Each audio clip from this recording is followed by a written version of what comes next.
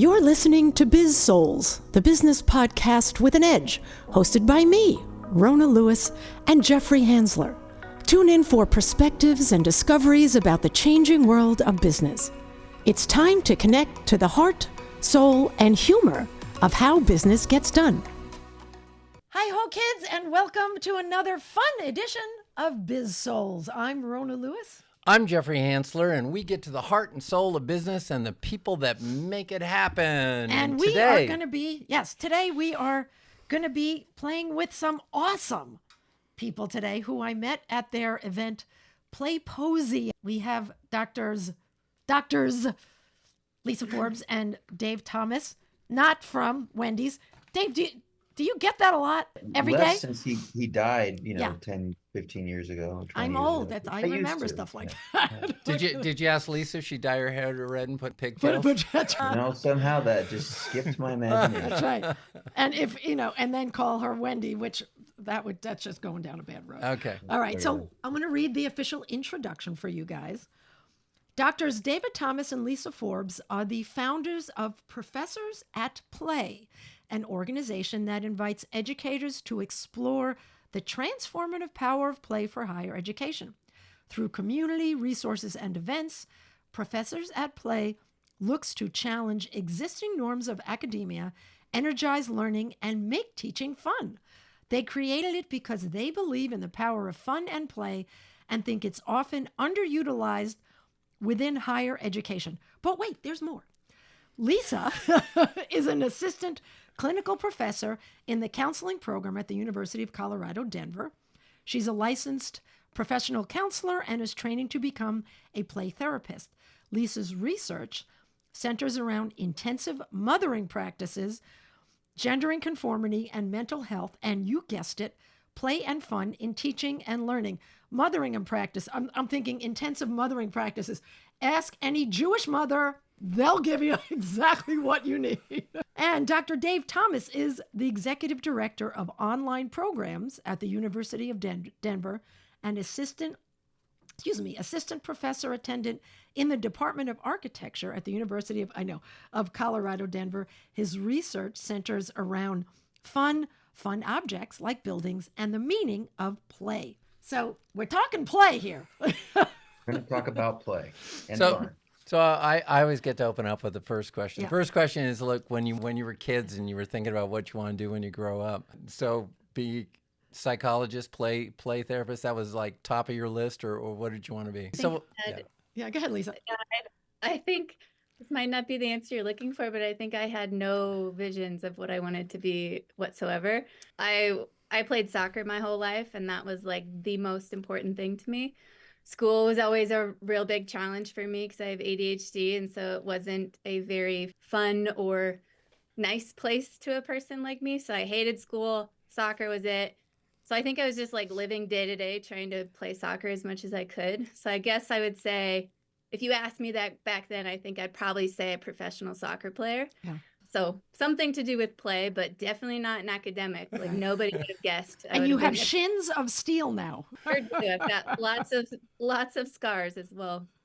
Fantastic. And you still play, right? Just for fun? I do, yeah. I'm just coming back from an ACL tear and surgery after 13 months of recovery.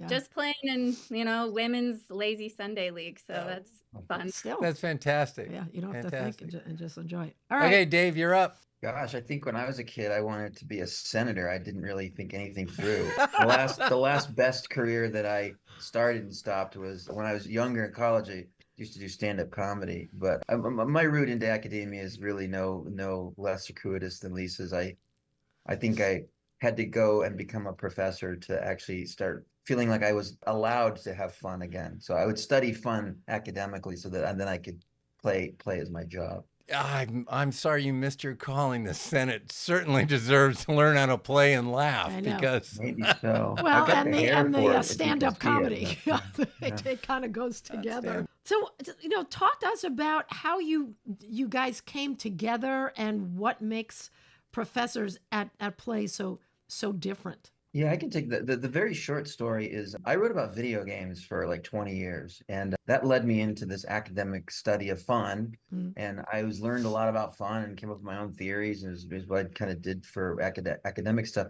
And I thought the video game people would be interested in fun, and they weren't. And I discovered that organizations were like, "Hey, tell us how to have fun." So I would give these talks about having fun in the workplace, and Lisa saw one of those talks, and she came up afterwards and said, "Hey, will you help me make my teaching more fun?" And I said, "Oh, I don't do that. I don't, that's no. But she was very persuasive. And so we made an agreement to figure out how to make teaching more fun. And I have to tell you this is 100% true. I would tell her all the good reasons why teaching could be playful and all these great ideas. And then she would go do them. And I'd be like, how did it work out? Because I was just making stuff up. Yeah, I didn't mean, but she ended up becoming my science experiment. But you know, very whatever. The student eclipsed the master, as it were, and so And the you know, classroom Lisa was the started to petri become dish. really good at this. And then the rest of the Professors of Play story is pretty simple, which is we met 3 other people that were interested in play, so we started a listserv, and then Lisa wrote an article on an online site right in COVID. And next thing we knew, we had hundreds and hundreds of people on our mail list and growing all the time. So we kind of decided, oh, I guess Professors at Play isn't just our mail list. Professors at Play is It's a thing. a viable platform for doing this work. And so we've been growing it ever since. And so how did Playposium come out of that? That was COVID too. I think we were like, okay, well, how do we keep this moving and develop it further? And David's like, we're going to hold an online symposium and we're going to call it a Playposium. And I'm like, you're crazy. He's like, it's going to be great. So we just spent a lot of time that we don't get paid for in our regular jobs putting this together and Right. finding speakers and putting out proposals. And it was really cool. We jam-packed way too much into it. So it was like drinking from a fire hose, but it was our first try. And I think we were excited, but that's kind of how it came about. Nice. And for the listeners, Rona, Playposium is? Well, yeah, it's an event for educators to work with play to show how different forms of play help make learning better. And you just Right, had, it guys? was like I mean- last month, or was it this month? February. Yeah, no, It was- in January we held February, excuse me, we held Yeah. our first in-person Playposium out in LA Yeah. in partnership with Arizona State University. So that was very exciting because the first 2 Playposiums had been online. And our intention is to do them in person because boy, the energy when you get a bunch of playful people Oh, together, so it is much fun. not very higher ed like, let me Yeah. tell you what. Well, Well, they could parts- let loose. So, Yeah, one of my favorite parts was the ultimate rock, paper, scissors competition. And it was so loud. Everyone was up moving around. It was just like not what you would expect at a academic conference. And that's exactly where I want to be. Things that are just different than Yeah. what we expect. fantastic. yeah, it was great, and I loved the fact that so many different people had different ways of doing it, and you had Stuart Brown. Yeah, how that did was you pretty awesome. snares him? We asked. Oh, Well- that's okay. Yeah. That's way too easy of an answer. I have been tracking him down for 4 years. I've been trying to find his email. Anybody who knows him couldn't find it. He's not on social media. I mean, Right. he's 91 years old, so that makes sense. But Is he 91 or 81? 91. He's 91. And Holy he still crap. rides bikes. Well, he was lively, man. I know. He's like a walking billboard for He's the great. benefits of play. Yeah. You can Yeah. you can still date him even though he's 91. Yeah, that's right. Rona. Well, yeah, because Age is not an issue. I recognize him. I was standing in the lobby, and he walks in with his daughter, and I went up to him. He doesn't know me, and I'm like, Dr. Stuart Brown, you are why I got into play. Can I give you a hug? And he's just like, sure. And then That's awesome. yeah, and Yeah. you know, I'm friendly with Jeff Harry and Gary Ware, who have been on our podcast as well. And so it was an introduction through them. You know, Rona's part of our crew of the play crew and stuff. So it was just great, and it was such a treat hearing him speak. Yeah, it was awesome. It was And a not to coup. be, too facetious about what we just asked. I think that Stuart really saw that, higher ed was a place where it was a long lever in making change. Because I think from Lisa and I's perspective, there's this big problem, which is we get students from K-12 that are burned out and stressed out, and they've lost the love of learning. And then what we do is we make them better at getting jobs so that they become stressed out, burned out employees at companies. And we kind of wanted to break the cycle. We're like, let's change that. Let's bring play into the higher ed classroom, reignite the love of learning, light, the fires of creativity and curiosity. And then maybe they'll get into the workplace and make that better. So I think Stuart immediately saw that, and he saw that it was something that he wanted to support. And so we're endlessly grateful that he took his time to come down and speak to us all. Yeah.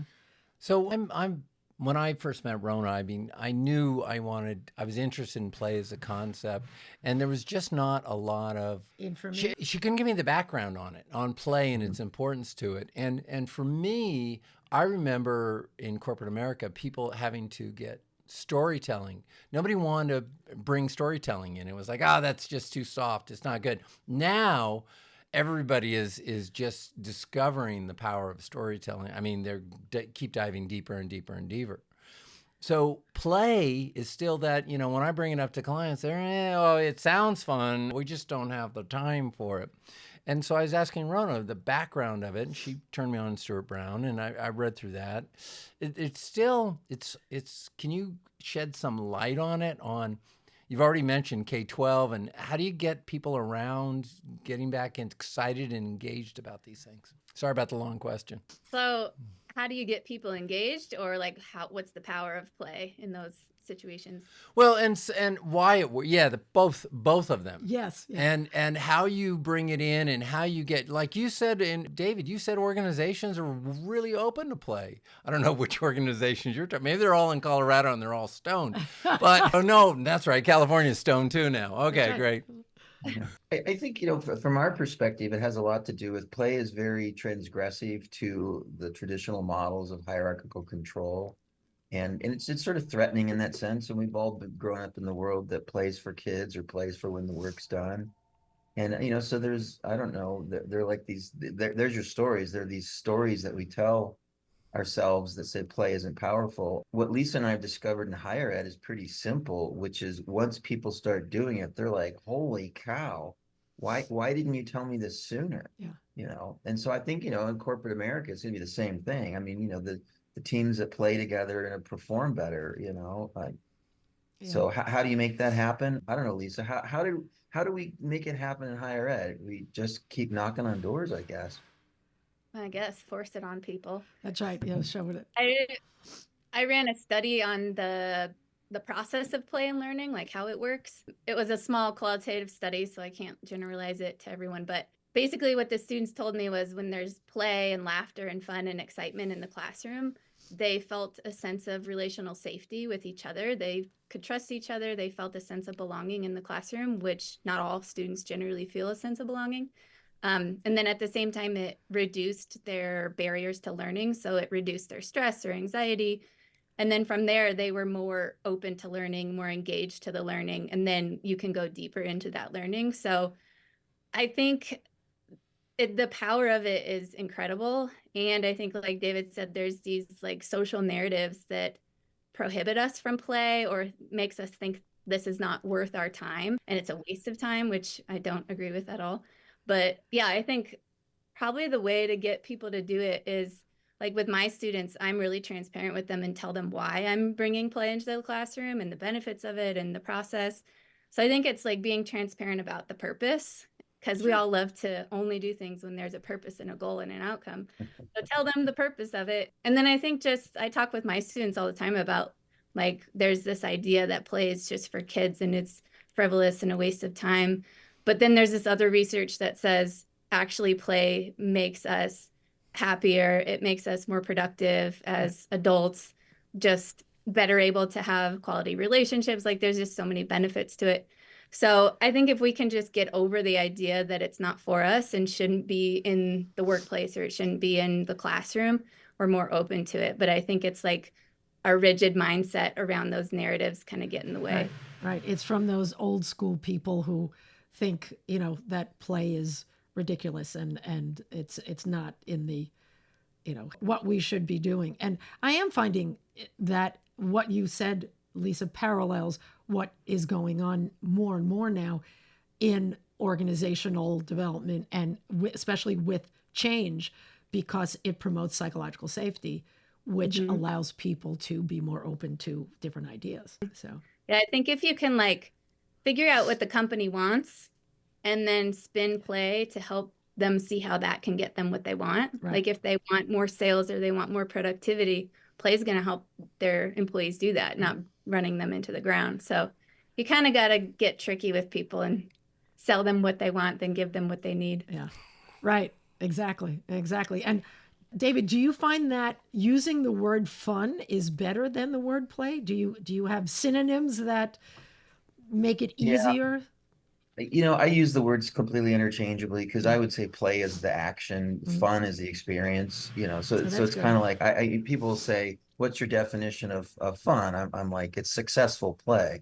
I say if the play isn't fun, it's broken play. It may look like play, but it's not, so Forced fun. and it's all the things just go together. So I'll use those words interchangeably. Sometimes I use the word fun because I think it codes better in professional cases. Yeah. If you say to a class, let's play, they think child's play. If you say to a class, let's have fun, they're like, I'm open. I'm open to that. Yeah. But it's the same thing. So going back to the team idea, because let's talk about that, because I've been sometimes we're brought into pretty heavy duty projects and we've got to put a team together, and there are people literally that you can just tell they don't want to be part of the team. They don't like the idea. They're worried, they're scared about the changes going on because some of them are massive changes and some of them rightfully should be scared. And so what do you look for to bring them in play so that you can start engaging those type of people? And how do you make it work so it's a better team? I'll start on that. I think, there's a really important principle in play, which is it can't be compulsory. People have to elect to do it. So you have to invite people into play, and that's always complicated because, if you take your team out to a ropes course, there's going to be people that are like, that doesn't look like fun to me, right? They're not team players. It seems scary. And likewise, somebody brings a puzzle to work and says, now everybody should work on the puzzle. There's people who just don't want to do it. So, we can talk a little bit about how we do that in a classroom, because in general, in a class, you do want full participation. But it has a lot to do with a lot of things are very low stakes. They're very easy entry. It's not like, hey, let's do a hopscotch game where people that, don't have physical skills or abilities might feel left out. And you make failure basically very simple. Like, failing is funny or free or something. I don't know, Lisa, maybe talk about how you get stressed out counseling students to actually have a little fun when you bring them into class. Well, I force them. I agree with that. Yeah, I think everything David said aligns with what I think. I think starting small, I think play is a vulnerable thing for a lot of people, and it feels exposed, like they're being exposed in some way, or they'll look silly or something. So I think if it can be starting in a small way, smaller groups where not everyone's looking at them, that can help introduce them to it. And then I think just like when people start to feel the benefit of play and they start to feel more connected to people, they really get bought in when they can feel it. So I think that's a really big thing. I had another point. Now I lost it. My brain That's okay. is like, That's okay. It's okay. We'll come back. We'll come back. You can interrupt when There it comes back. So, I wanna talk a little bit about your book, Professors That Play Playbook. It's quite, it's what, 200 and something pages. Yeah, it's big. Yeah, it is. So tell us what's in it and why you wrote it. well, it's a bunch of techniques that everyone should try. It's so when we talk about play and learning, we find that it's people who come to us to understand this stuff. It's not that hard to get them bought into it. They're like, great, this sounds amazing. I want to do this. I don't know what to do. Tell me what to do. Yeah. And so we kept being like, well, I don't know. We're not like the end all be all experts on this. So I could tell you what I do, but it's kind of a small sample size here. So we wanted to put something together that provided this broad range of ideas and examples that people could, flip through the book and get an idea. And maybe something doesn't fit exactly for their class, but it sparks some creativity and they can adjust it for their content. So that's kind of the main point. At the start, we describe, at least our current understanding of play and learning. It's always shifting and changing, but it starts with that. And then we talk people give examples of how they themselves are playful. Now I remember what I was going to say about the last Excellent. Okay, my brain is just catching up today. So I'll get back to that. The other thing about getting, groups invested, maybe somebody who isn't quite ready, I think it has a lot to do with the culture of the environment. And so like in teaching, if I'm really rigid and strict and the classroom is really formal, bringing in a play activity is going to feel really awkward and out of place, and it's going to put people on the spot. But if the culture is fun and lighthearted and, personal, play is not going to be as hard. So I think sometimes organizations, the culture of it doesn't allow for play and playfulness. Right. So sometimes I think cultural shifts can help. Okay, so going back to this is like my mind all day, like squirrel. Welcome to the club. Yeah, Yeah, right. I like that. Yeah. So the book gives examples of professors being playful themselves, some like icebreaker, connection former activities that really don't relate to content. Right. And then there's ways you can teach through play to teach the content. So there's a lot of examples kind of across all different disciplines and, levels of education in terms of like master's, undergrad. So I don't know. What did I miss, David? No, you missed the one thing that's probably the most important about the book is without opening the book, it does the job it's supposed to do, which is give professors permission to play. There It's you like, go. oh, wow, here's a book on an academic press that a bunch of professors contributed to. I can be one of those too. And I think its mere existence is what we're most proud of. So if you sleep with it under your pillow, amazing you will things become more happen. playful. Yeah. Yes. It's got like a rainbow octopus on the cover of it. Right, So- right. Right. You had that up on the slideshows. Yeah. So it was great. It's the professors that play mascot That's is an right. octopus. Oh, there you So go. it's to There do you that go. for the book. And Dave, Yeah. I think you have to wear that orangey red suit that you wore. That It was purple. Oh, but it was yes, purple. it's That's one of my right. Sorry, purple I suits, forgot. Yeah, it was purple. And Did purple's you- my were favorite color. Rona, were you there the day I dyed the sides of his hair pink? Was that the second day? I had to work the second day. I think it No, was. Yeah, I think I it's think it right was the in second day. Gosh, David, you're talking about your book, and I'm thinking, yes, one small step for professorship, one giant step for tenure. Here we go. So yeah, so I mean, and by the way, back to the origin of Professors at Play. Professors at Play is like we feel so lucky that we found all these people, and I think everyone that joins the Professors at Play community feels the same way. I can't tell you how many times people have said, "I thought I was the only one." Right. And it's got a lot to do with how organizations work. Two professors working on the same campus sometimes don't know what cool stuff the other person's Right. doing. And so again, I think the playbook was a labor for sure. It took forever, but it was a labor of love in the sense that we just got to talk to more professors who were doing cool stuff that we couldn't even imagine. Yeah. And by the way, that's scratching the surface. If we had the time, we could probably do 10 more volumes. Oh, just, I'm sure. But sure. so it has something to do in retirement, right? There you go. Or you just start collecting them now. You just collect the stories and you start compiling them, which you can do every year at Playposium, which next year is possibly going to be in Rochester. We would love to have a Playposium at the Strong Museum of Play. That would be epic. So yes, and let's I just told say you I'm that gonna- will happen in our fantasy world that All right. becomes real. How we do everything, it's a great idea, and then we just make it happen. Yeah. We'll make that. That'd be And fantastic. when that happens, I will talk to my friend Nick Sharada, who we also had on the show, who is Yeah. a bigwig at the Rochester Red Wings, and maybe we can get you. And Nick, if you're listening now, we're coming, so you got to let us into the stadium. So that could be really fun. And yeah, I keep pushing us like I want to speak. I want to do one of those workshops next time you do it when you're there. So there you go. Well, we're working on something for next year. So once we get it together, you'll know all about it. Well, Yay! yay! So okay, how can more professors, teachers, et cetera, get in touch with you? We're as hard to find as Stuart Brown. Okay, we're not telling. Kidding. We're easy to find. Our website is professorsatplay.org, and our emails are on there. We have social media at Professors at Play. Okay. What else? Lisa, I thought you were going to say just get hold of you through Forbes magazine. I mean, family, yeah. family biz, right?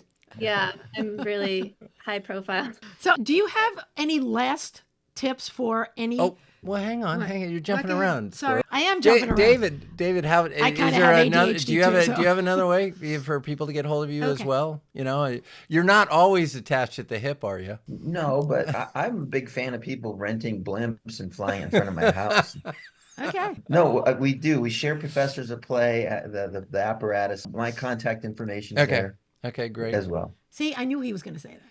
Just saying. Okay, I knew well, he was gonna say hey, that. I'm not part of the inner circle. You know, you don't tell me anything. So anyway, any last minute tips for teachers, professors, anyone who is in that realm besides just get the book. It'll tell you everything. The book is, by the way, on the website you can go. There's a free download Yeah. for the book. You can buy it printed, but we always want to emphasize that there's a way to get to the content for free. So the advice I would give is this. It's like if you feel the instinct to be playful in your classroom, I'm going to tell you the science is behind you, the volumes of evidence from professors who teach playfully is overwhelming. You'll be fine. You will be terrified, but it will come out okay. So just do it is my best advice. The other thing I would offer is this, and Lisa started talking to me once about the paradox of play, about how we probably need play the most when we feel the least playful. It's a great point. And I think that it's almost like there's probably people listening to this that's just like, I work too hard, my job's too serious, the stakes are too high, I can't play. Actually, those are almost keywords for someone who really needs to find some play in their life. So those would be my two things. All right. Lisa, anything? Well, Yeah.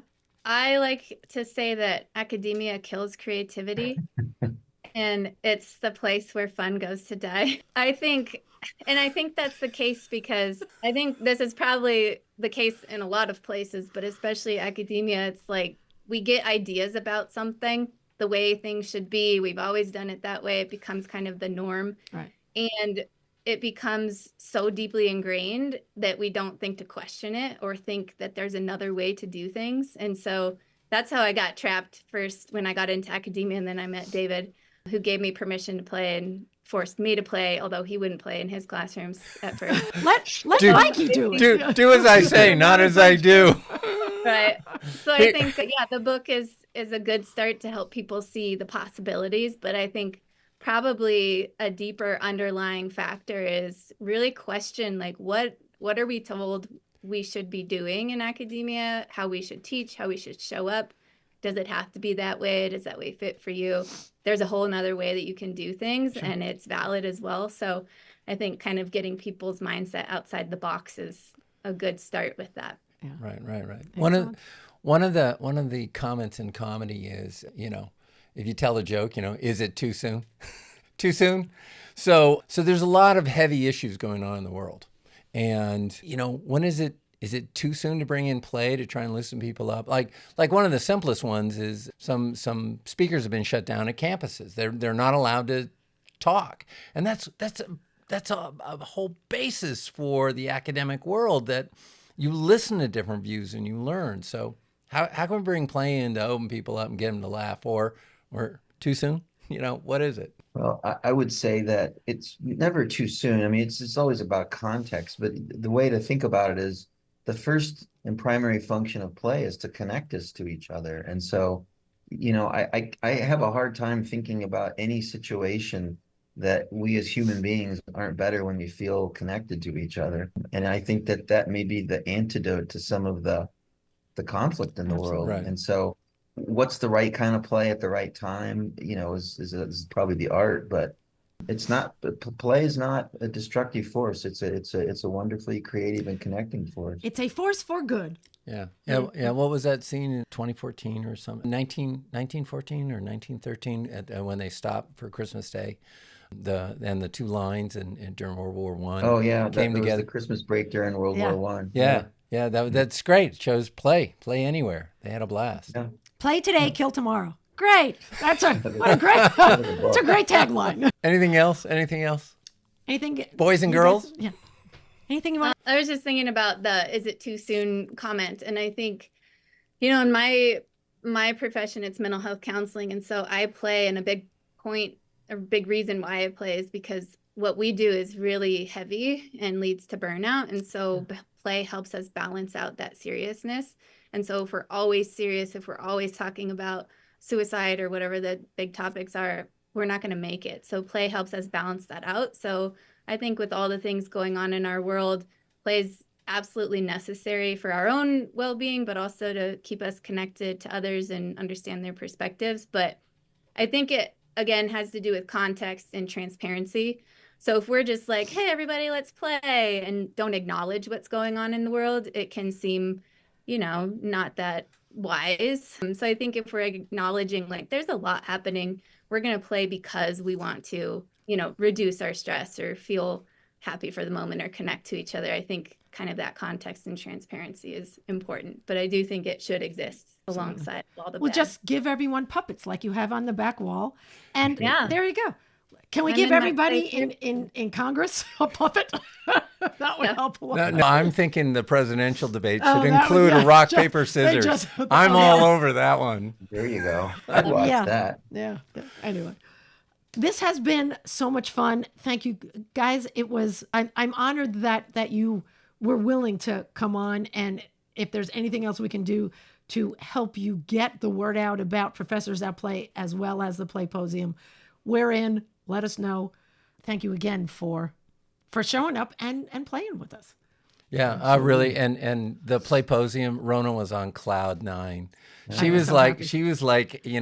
My I- people. it's like she had Quaaludes or something for Well, days. She was that was great. the opposite. No, but I was like, I wish it was longer because I had to make money. I had to work that the other day that it was on, and that first day, I'm still in touch with just about everybody that I met there.